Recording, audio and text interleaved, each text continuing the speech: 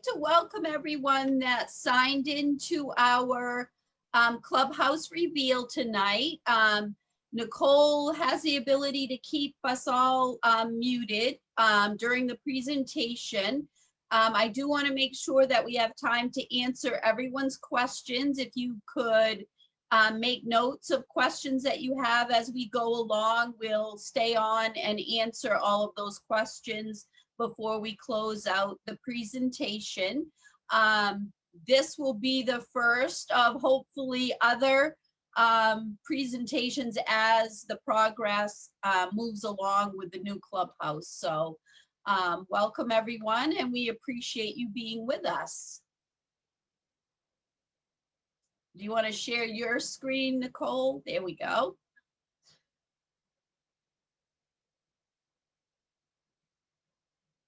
Okay, so I'd like to just start off by saying that the process of us getting to this point today has taken us 7 years. It does not seem possible, but it was 7 years ago that we rehabbed the teen center, and we found out at that point how desperate our building was for renovation. So at that point, we started the ball rolling with what it would take to renovate the building as it sits today. So after 2 or 3 years really worth of working with folks, engineers, architects, looking at the building, figuring out the cost, we really realized that the facility that we're in today would cost about $6 million to update and renovate and bring it up to the standards that we wanted it to be at. So at that point, we switched gears and began designing a new clubhouse.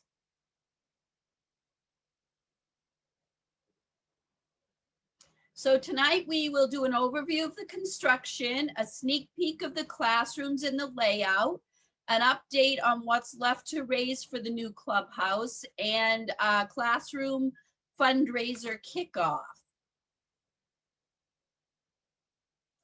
Here's the housekeeping. Please keep your phones muted during the presentation. We'll do the questions and answers at the end, and we are recording this to be able to post later for anybody that wasn't able to join us tonight.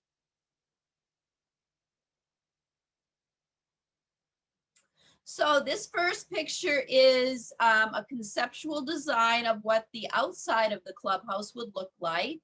The bottom half of the clubhouse, as you see right here, will be brick, and the upper half of the clubhouse will be a siding material that will be durable and able to stand up to kids playing around the perimeter of the building on a regular basis. This is a view from Pope Street. If you were standing up on the back corner of Prey Street and Pope Street, that shows the back of the building, which will be all playground for every age group that's in the building. All of the playgrounds have been designed by a playground architect that's been working with us. They actually came to the club and watched where the kids play. They did that for 2 or 3 days, and then from that information, they began designing the playgrounds. On the front side of the building where the infant and toddler rooms are, there'll also be a playground in that area for them. And then off in the background, you see, I think we'll come to more views of this, but you see the soccer field. There'll be a high school regulation size soccer and lacrosse field where the building sits right now. So there's our soccer field. We have a very generous donor who has decided to raise funding for the soccer field in honor of her father, and that is Gina Canning. So the field will be a memorial field for Charles F. Canning, one of the prior owners of Pine State Trading. You'll also see the parking that's here in the front. That's on Prey Street. Parking will almost double what we have now. The turnaround that's coming into the building leaves room for a little bit of parking there, and also the buses to get in and out. We'll also have a new basketball court. And as you can see, this path right here, once we were dealing with COVID, we went back to the architects and said, you know, we really need to be able to have parents be able to drop off to their classrooms if they needed to in the event of a health crisis. So this path will be around the whole outside of the building, so that if we ever had to, parents would be able to drop off their children at their classroom door rather than everybody coming through a main entrance. And these are just some great pictures from our groundbreaking.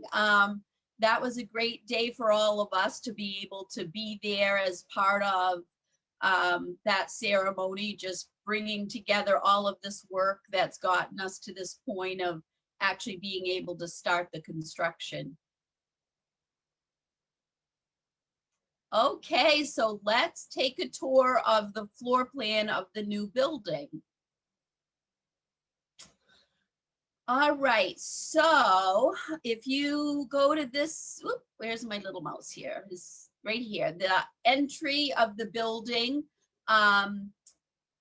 The back side of the building is on the Pope Street side, and the entry will be, as you come in that loop that you saw, we'll be going back to our one point of entry coming into the building, which will be different than what it is right now. You come into a foyer, and anybody that's there, say to register for a sport or ask a question, can step to a window here at the office manager's office. And from that point, either folks can come into the building, or they're there just doing whatever business they need to do and leave. So both of these doors can be locked points of entry. You know, if we need them to be during our busiest periods of time in the day when you're dropping off and picking up, those will be, we'll have someone stationed there to be observing those points of entry. So that will be a nice feature that we don't have right now. So as you come into the lobby, you know, once you've entered the building, if you go off to the area that's kind of shaded in purple or lavender, we have a cafeteria seating area, which will also be used as a community meeting space for after hours. It would also be the space where our senior citizens meet on Thursdays. Right now, they're offsite at a church, but we still consider them part of our club family, so they would come back with us and start meeting there. We have a full new commercial kitchen that is beautiful and operational, which the one we have now is operational, but you know, every day we wonder if there isn't something else that's gonna break down or whatever. So this is gonna be a great space, just all new, functional. We're hoping to be able to do programming with the kids, teaching them cooking skills and that kind of thing from the kitchen, as well as serving all of our meals from there. And the kitchen equipment, I've already met with the vendor for that, and we've placed the order due to it taking so long to get items. So that will all be ordered and housed off-site until the contractors actually need it to start installing. So if you keep moving over, there is a multi-purpose room / gym that is a little bit bigger than what we have now. And it will be used in the same manner that we do now, as a gym space and also a multi-purpose space for all ages. We have across the hall a new laundry room. a new maintenance and utility room where all of the HVAC systems and all of that would be housed. And if you move over a little bit further, the end of the building will be storage for maintenance with an entrance from the outside into that area. So if you come back down the hallway, you come to this light green area. Those are admin offices, and a new feature to the building will be a teacher break room and a copy room. So when teachers have a break right now, a lot of folks just go off site, get something to eat, maybe take a walk, sit in their car, sit in the front office. This will actually give them a nice space that's for them to be able to go and, take a break and, just have their lunch or whatnot. And there'll also be a prep area in there so that if they have curriculum time, they could utilize that facility for that purpose as well. So down to the, we'll kind of jump across the hall here. We have infants and toddlers are on the front portion of the building. This is a room for 8 infants and 10 toddlers. We have worked with the architects to build all of the rooms to meet national accreditation standards. Right now, we're a step 3 on a step 4 process.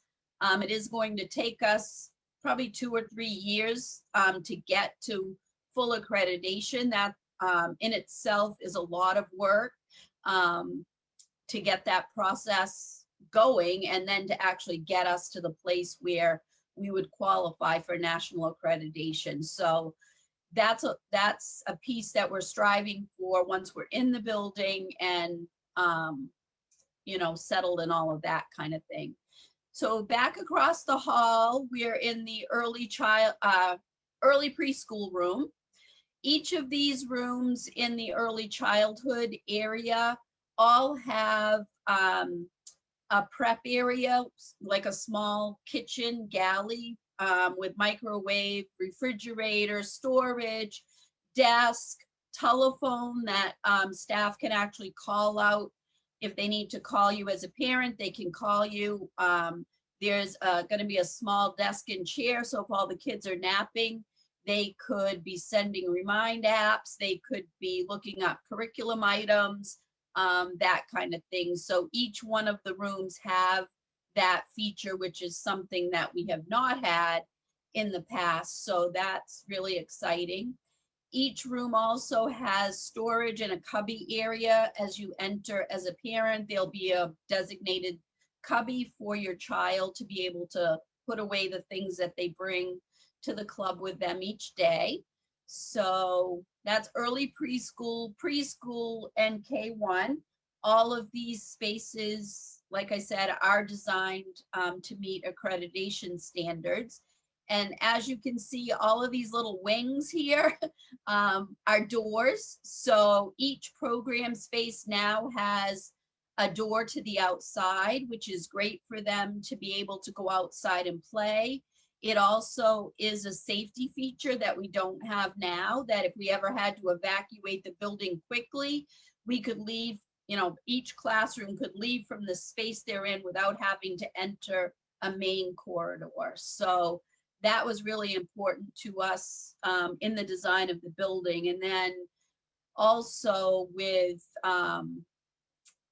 like what we've been dealing with COVID, if you had to come and drop your child off, you could actually come to the classroom door and greet the staff right there.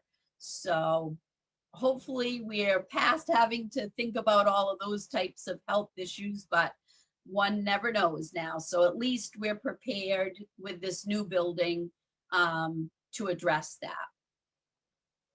So then we move down to the school age wing. That will be for our club members who are 2nd through 5th grade. This is an open concept. It has, we're framing the curriculum in that area around STEAM, science, technology, engineering, arts, and math. That group will also have cubbies, a first aid area, a staff office. If parents needed to speak to staff, they could have a place to do that. There'll also be restrooms within the area, which we don't have now, which works, but it will be a lot easier to have the restrooms all within the program areas so that they can be monitored a little bit closer than they are when they're up the hall. So as you can see in this area too, we have access to the outside and a covered porch for the kids to play in or on if they want to. And then out here in this white space will be their playground space. So if you go across the hall, we have the teen center, which is designed for our middle school through high school.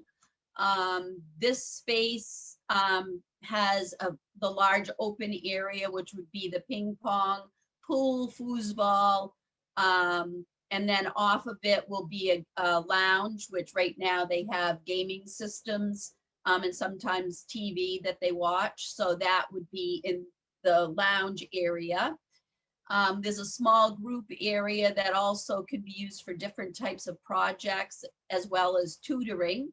And then the learning space, after school tutoring is a large component of what's done in the teen center. We have a 21st Century Community Learning Center grant, which helps provide the majority, if not all, of the funding for the teen center. We also have a kitchen cafe area in that space that the kids really enjoy prepping and making after school snacks or maybe Friday meals to send home with other club members. So a lot of just great things going on in this area. And again, a door to the outside with a place for that age group to be able to hang out, socialize, play lawn games, whatever it is they would want to do outside. There's a space for them to do that as well. So as we go through the next slides, it just gives you the color schemes for each of the spaces. We've actually been able to look at the samples of materials that will be used in each space, and it's just a little bit closer look at the space there. Okay, so there's infants. That shows you a little bit closer up what the room is designed like and the color scheme that will be in there. This rendering that you're looking at right now, I reached out to Lakeshore to give us an idea of what we would need for furnishings for each one of these classrooms.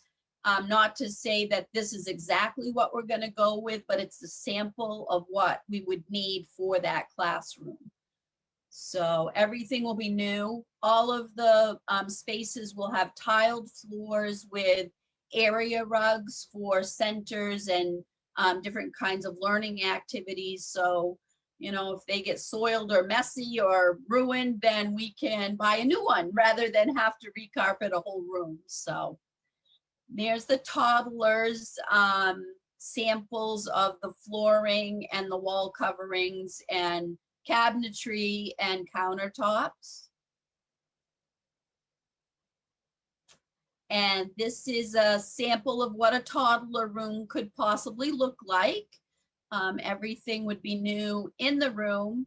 The layout's going to be a little bit different because we've built most of the cabinetry behind the galley that the staff would have for their space. So wouldn't be so many little people trying to get into those types of areas. And then there's the early childhood room and the samples of flooring, wall coverings, and cabinets and countertops for that space. And this is the early childhood sample of what we would have for furnishings in that room. Kindergarten and grade 1, same thing, except we did move the orange palette of colors down to the teen center. So this one will be a lime green instead of the oranges for this age group. And there's a sample of some of the furnishings that could be part of this setup for this room. And school age is a blue palette of colors for this space. Same as the other classrooms. The materials used throughout the building are all same materials, just different color tones. And then there could be a sample of what the space could potentially look like. Doesn't mean that that's exactly how it would be set up, but it gives you an idea of how big and open the space is and just the multitude of activities that could be going on in there. And then there's the teen center, which this lime green would be down in K1 and the orange would be down here in the teen center. And then there's an idea of what the teen center could potentially look like. And again, it might not be necessarily set up exactly like this, but it gives us an idea again of all the different types of activities that could be going on in there. And then this is the kitchen and cafeteria seating for those, you know, to serve our breakfast and lunch.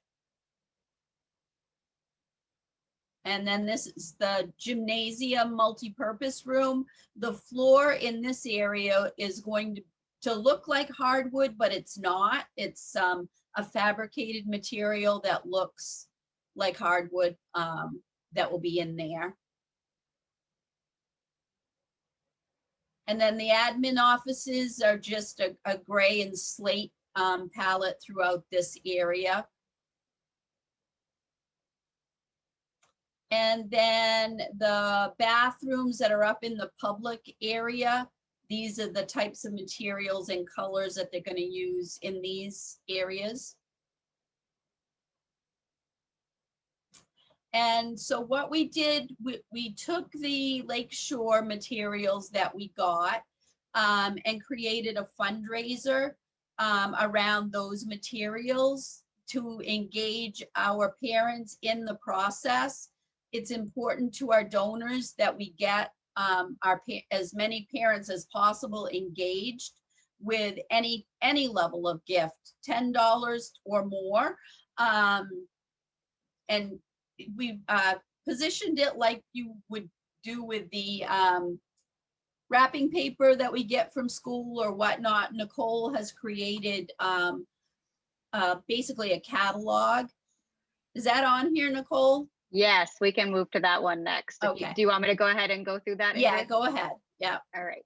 So as Ingrid was stating, when we went through all of the materials that Lakeshore gave us, it came to $160,000. So our goal with our classroom fundraiser is to hopefully raise around $160,000. This will include both parent, family participation, friend participation, and the community. So we're looking to the parents first for participation, just because, as Ingrid stated, many of our donors are like, how are parents participating? And we felt like this might be a great way, because you guys are used to doing fundraisers through schools.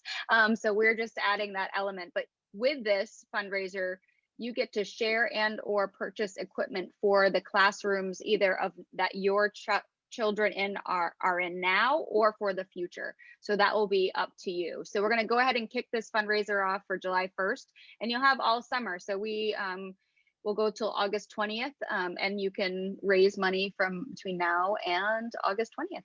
So the Clubhouse, all of the staff will be receiving their packets for their classrooms tomorrow, which then we are giving them a week to distribute. So this is what the front and back cover look like. It's help us raise money for the new Clubhouse. Again, it is similar to if you've done like a Charleston fundraiser or have sold pizzas through Little Caesar kits. It's very similar to that. And we've kind of hopefully made it as easy as possible.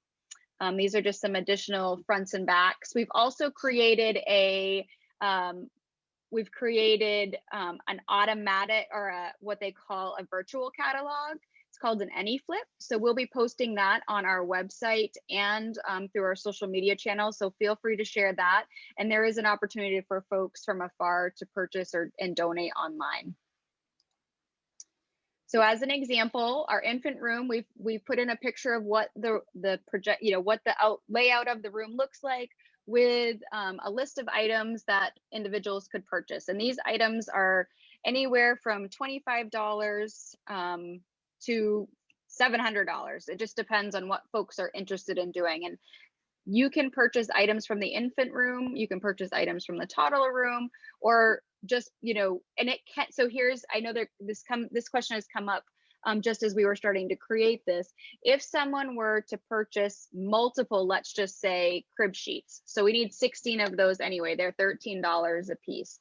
What we will do is if 45 of the crib sheets get sold, it just goes to the overall pot that needs to be raised for that particular room. And for the infant room, it's about $25,000 is allocated. So really, these items are just to help folks in a way purchase items that will equip the space to better serve the age group. But if people purchase multiple things, it's not a big deal. It just goes to the overall pot, if that makes sense. And you can ask more questions about that as we finish going through. Toddler room, very similar. There's a list of 30 different items, again, ranging in price from $15 to $1,800. And people can pick and choose. There's item numbers that they can write down. They write down the, 164 easy stack toddler cot set of 5 for $440 if that was something that they wanted to purchase for that classroom. Preschool is the same. So these are all inserts too with the catalog. So they come with the picture on the front and the list on the back. And we do, every member that's registered with us will receive a packet. We did go through and try to be very thoughtful because we know many of our families have multiple kids in multiple different programs. So we started with, if you have a child that's in an infant room, but also potentially in, say, the school age, you'll get a packet for your children in the infant room, just to give that opportunity so you don't have multiple packets. But if you choose to have multiple packets, we've definitely made extra, and we encourage that opportunity as well. So again, K1 has their own fundraising sheet, school age as well, and the teen center.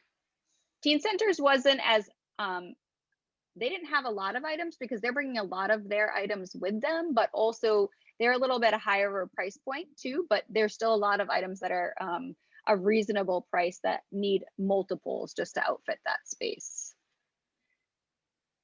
Let's go ahead and open it up for questions. And you can just unmute yourself if you so choose, and or pop into the chat box.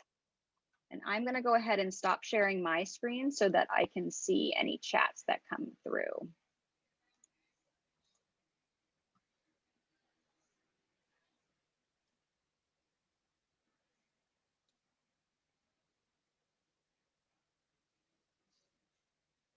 Does anybody have any questions for Ingrid or myself?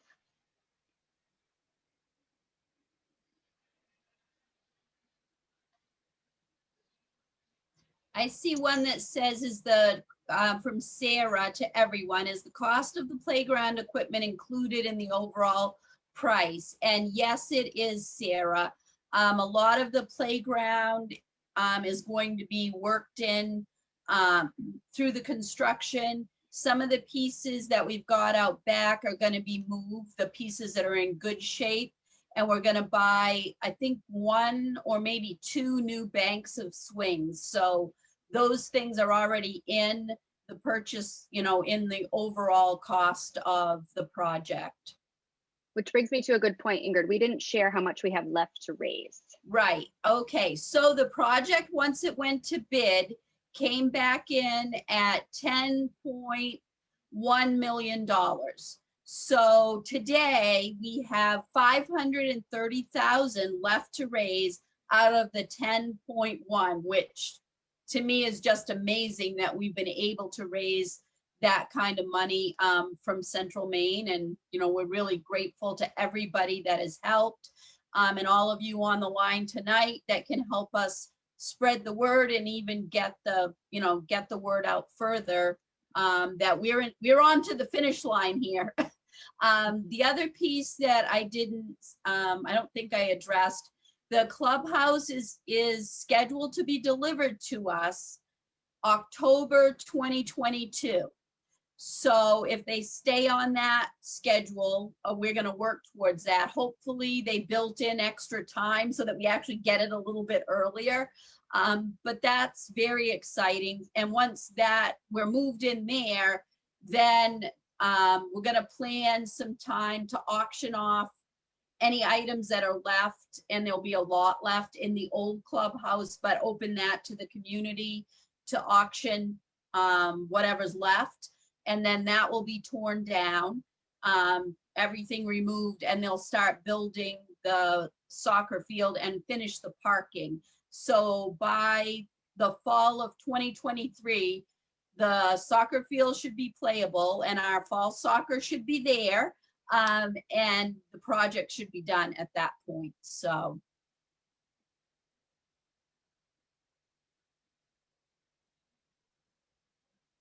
Does anyone else have any questions for Ingrid or myself tonight?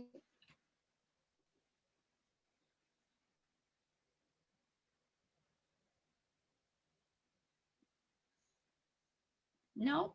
Okay, well, we thank everybody for joining us tonight, and we appreciate everybody that has helped us get through COVID and survived, which has been nothing short of a miracle. And we just, you know, we couldn't have done it without all of us sticking together and working together as a team, and still raising money during that period of time. So we just really appreciate everyone that's helped, and we will continue to get the word out to other parents that weren't with us tonight, and, you know, try to build excitement around this final stretch of the fundraising and getting into our new building. Thank you, everybody. Thanks, everybody. Have a good night. Bye.